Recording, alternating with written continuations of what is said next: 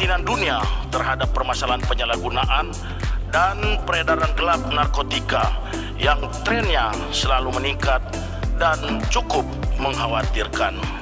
Hal ini merupakan tantangan yang memerlukan perhatian, kerjasama, dan penyelesaian yang gesit dan cepat, sejalan dengan tema Hari Anti Narkotika Nasional, yaitu kerja cepat, kerja hebat, berantas narkoba di Indonesia.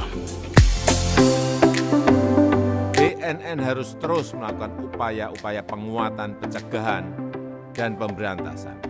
Tutup semua celah yang menyebabkan terjadinya penyalahgunaan dan peredaran gelap narkoba. Siapkan strategi dan aksi untuk mencegah berkembangnya modus operandi pelaku kejahatan narkoba.